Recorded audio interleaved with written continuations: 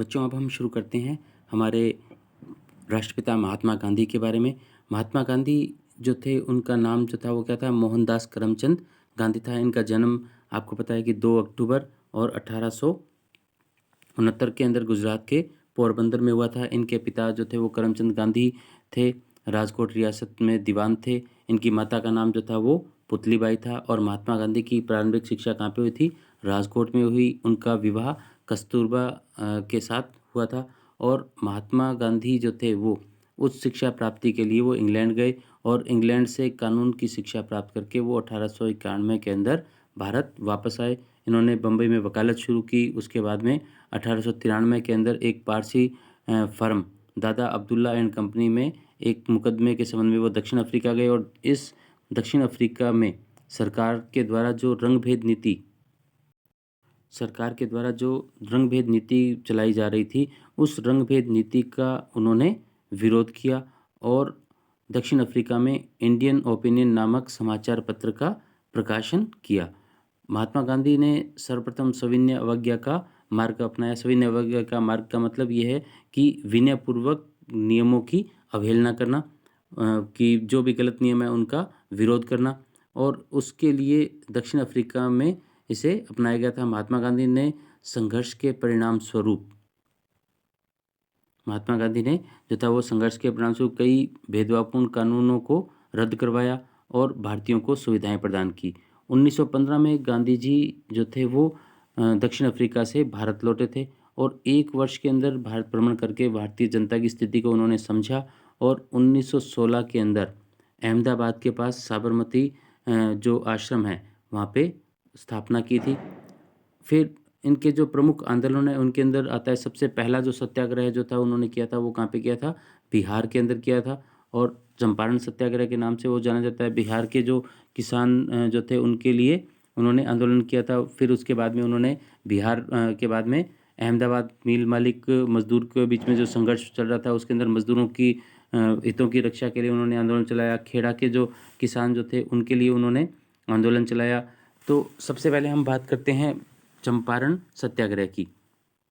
चंपारण सत्याग्रह जो है वो भारत में महात्मा गांधी का पहला सफल सत्याग्रह माना जाता है और चंपारण जो था वो कहाँ पे है? वो बिहार में है। तो बिहार के चंपारण के अंदर उन्होंने पहला सफल सत्याग्रह किया था 1917 के अंदर। और यहाँ पे जो यूरोपीय जो नील के बागान मालिक जो थे वो किसानों के ऊपर अत्याचार करते थे और ज़बरदस्ती उनसे खेतों के अंदर नील की पैदावार करने के लिए उनको बाध्य करते थे। और किसान जो थे वो अपनी ज़मीन के ऊपर नील पैदा नहीं करना चाहते थे क्योंकि उनको उनकी नील की कीमत भी जो थी वो काफ़ी कम मिलती थी और उनकी ज़मीन जो थी वो भी बंजर होती जा रही थी या ज़मीन जो थी वो ख़राब होती जा रही थी। और इस वजह से वहाँ के किसानों ने जो था वो विरोध करना शुरू किया।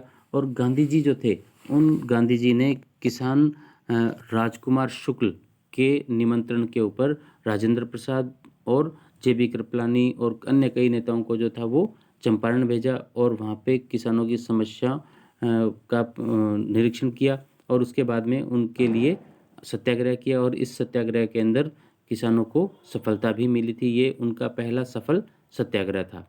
दूसरा है उनका कि अहमदाबाद मिल मालिक और मजदूर संघर्ष की 1918 के अंदर ये दूसरा आंदोलन उन्होंने शुरू किया था।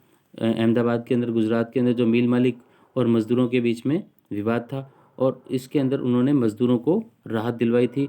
और मिल मालिकों के द्वारा जो वहाँ के जो मिल मालिक हैं उनके द्वारा 35% महंगाई भत्ता देना उन्होंने स्वीकार कर लिया था। फिर तीसरा जो उनका प्रमुख आंदोलन जो था वो कौन सा था? वो था खेड़ा किसान आंदोलन। और ये भी कहाँ पे हुआ था? गुजरात के खेड़ा नामक स्थान के ऊपर हुआ था। फसल जो थी वो नष्ट होने के कारण सरकार ने लगान वसूली कर रही थी।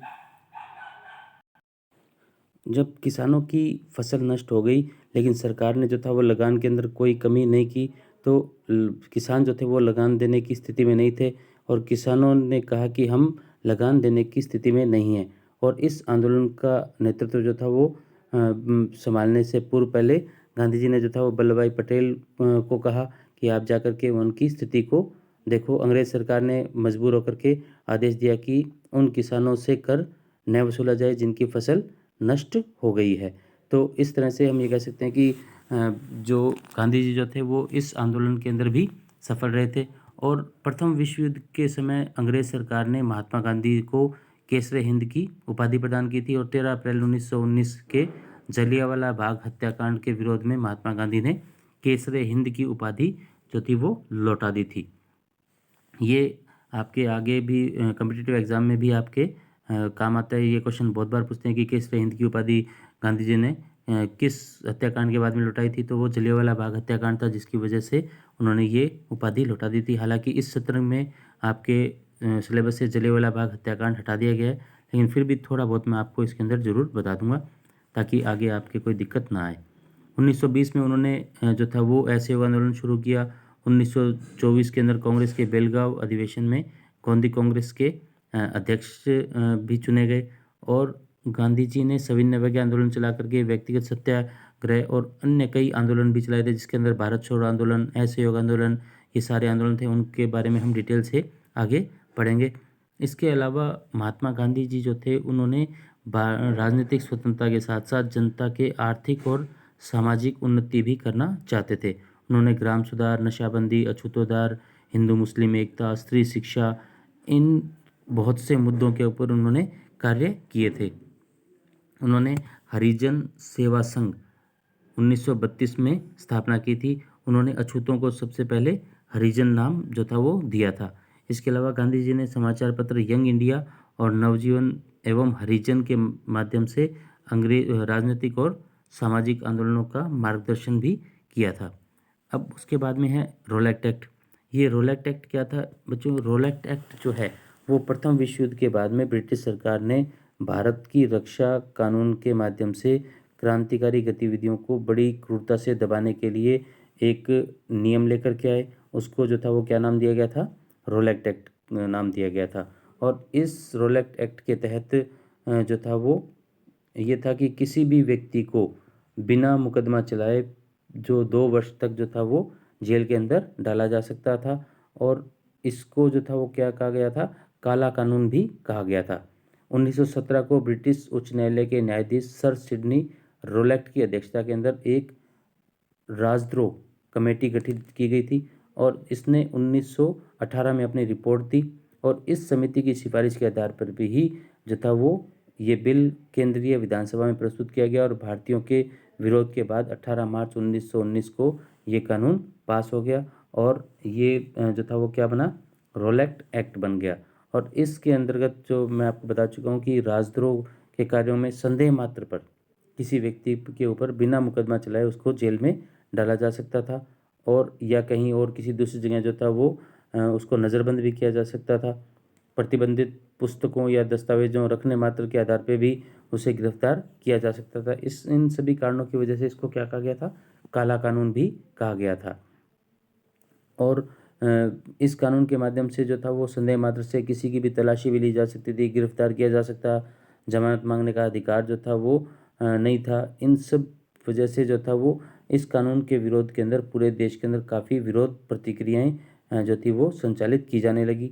और फरवरी में 1919 में सत्याग्रह सभा की भी स्थापना महात्मा गांधी जी के नेतृत्व में की गई और इस कानून के विरोध में 6 अप्रैल 1919 के अंदर हड़ताल करने का निश्चय किया गया। पंजाब, दिल्ली, गुजरात आदि क्षेत्रों के अंदर जो था वो हड़ताल जो थी वो की गई थी और इसी के विरोध के अंदर जलियांवाला बाग हत्याकांड भी हुआ था। हालांकि इस सत्र में वो आपके सिलेबस के अंदर नहीं है, लेकिन फिर भी मैं आपको बता देता हूँ कि ये जो जलियांवाला बाग हत्याकांड है वो 13 अप्रैल 1919 को हुआ था और वैशाखी के दिन पंजाब के अंदर जो था वो ये आंदोलन किया गया था। इसके अंदर बहुत से लोग जो थे वो डॉक्टर सैफुद्दीन किचलू के नेतृत्व में एक जुलूस निकालने की वजह से सत्यपाल और सैफुद्दीन किचलू को गिरफ्तार कर लिया गया था। उनकी गिरफ्तारी के विरोध के अंदर और जलियांवाला बाग हत्याकांड हुआ था।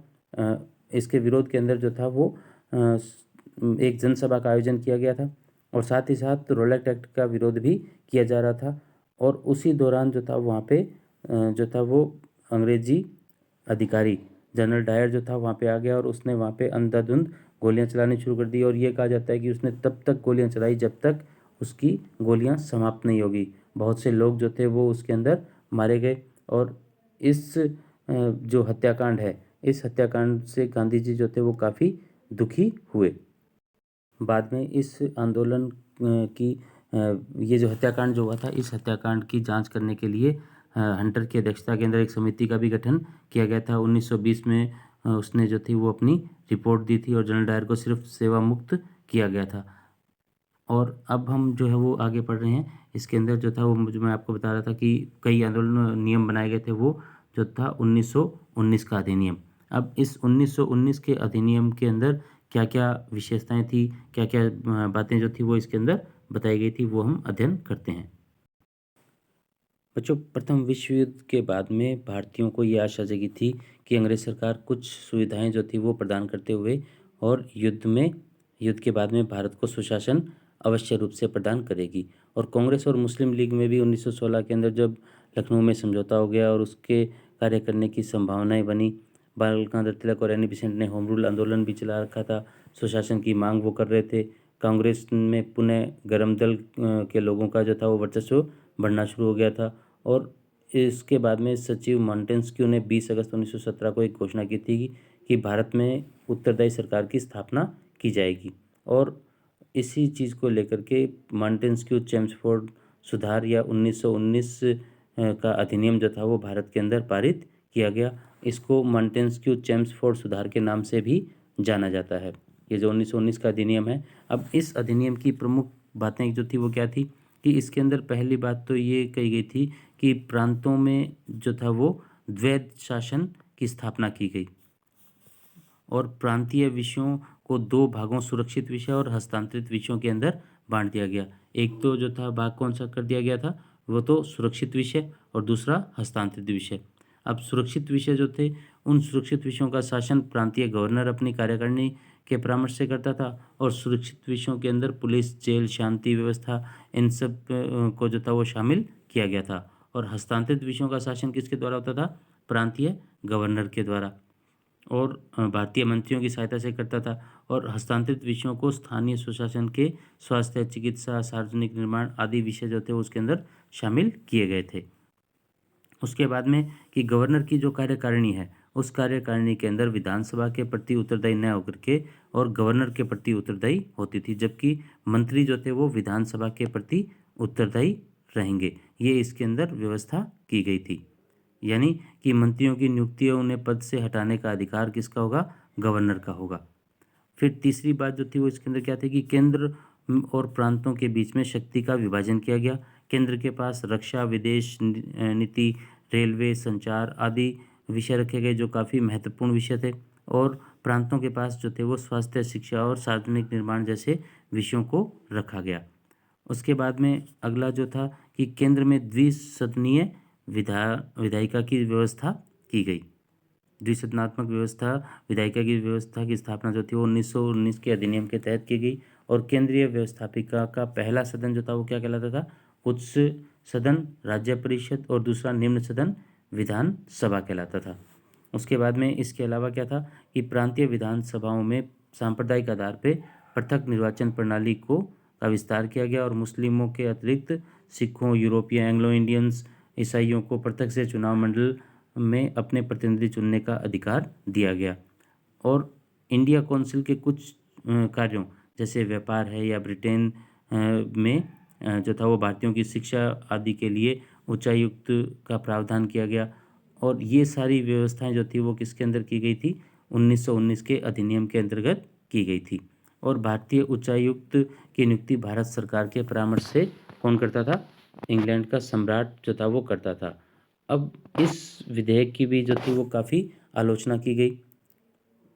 प्रांतों में जो द्वैध शासन व्यवस्था के लिए मुख्य रूप से इसकी आलोचना की जाती है। प्रांतों में द्वैध शासन के अंतर्गत जो था वो सुरक्षित और हस्तांतरित विषय जो बनाए गए थे, उनका विभाजन भी काफ़ी अव्यवहारिक था, यानी वो सही नहीं था। शिक्षा जो था वो कौन सा विषय रखी गई थी? हस्तांतरित में रखी गई थी। औद्योगिक विकास हस्तांतरित विषय था, लेकिन श्रम विभाग जो था वो सुरक्षित विषय था। यानी उद्योग जो थे वो तो हस्तांतरित में आ गए। अब उद्योगों में काम करने वाले जो श्रमिक हैं, उनका जो श्रम विभाग है वो किस में आ गया? सुरक्षित विषय में आ गया। और सारे प्रशासन की धुरी कौन सी होती है? वित्त विभाग होता है, क्योंकि वित्त के आधार पर ही सारे डिसीजन या निर्णय जो थे वो लिए जाते हैं। वो सुरक्षित विषय में आ गया। यानी कि सुरक्षित विषयों में काफ़ी महत्वपूर्ण विषयों को शामिल किया गया था। और जबकि धन की आवश्यकता वाले जो शिक्षा है, सार्वजनिक निर्माण है, जहाँ पे धन की आवश्यकता होती थी, उन कार्यों को जो था वो किसमें रखा गया था, हस्तांतरित विषयों के अंदर रखा गया था, जिनके अंदर भारतीय मंत्रियों के पास उनकी शक्ति थी। लेकिन उनको संचालित करने के लिए जो धन की आवश्यकता थी वो कहाँ से परमिशन लेनी पड़ती थी, गवर्नर से लेनी पड़ती थी। तो इन सब कारणों की वजह से इस विधेयक का भी जो था वो काफ़ी विरोध किया गया या उसे स्वीकार नहीं किया गया। हस्तांतरित विषय भारतीय मंत्रियों के हाथ में थे, जो प्रांतों की विधानसभा के प्रति उत्तरदायी थे, और मंत्रियों के संयुक्त उत्तरदायित्व का अभाव था। इसी कारण द्वैध शासन प्रणाली सैद्धांतिक आधार जो था वो क्या रहा, विफल रहा। और गवर्नर जनरल और उसकी परिषद अभी भी भारत के सचिव के प्रति और ब्रिटिश संसद के प्रति उत्तरदायी थी, और गवर्नर जनरल की व्यवस्थापिका सभा की सलाह को ठुकरा सकता था। सांप्रदायिक आधार पर जो निर्वाचन प्रणाली अपनाई गई थी, उसका भी जो था वो भारत के अंदर विरोध हो रहा था। इससे राष्ट्रीय आधार पर संगठित होने से रोकने का प्रयास किया गया था हिंदुओं और मुसलमानों के बीच में, या हम ये कह सकते हैं कि निर्वाचन के आधार पर विभाजन को जो था वो स्वीकार किया गया था। इसलिए इस विधेयक का जो था वो भारतीयों ने विरोध किया है, उसको स्वीकार करने से इनकार कर दिया। क्लियर? तो आज के लिए इतना ही। अगले लेक्चर में हम पढ़ेंगे कि गांधी जी के द्वारा जो प्रमुख आंदोलन चलाए गए थे, जिसके अंदर सविनय अवज्ञा आंदोलन है, असहयोग आंदोलन है, उनके बारे में। ठीक है, आज के लिए इतना ही। Okay, good bye.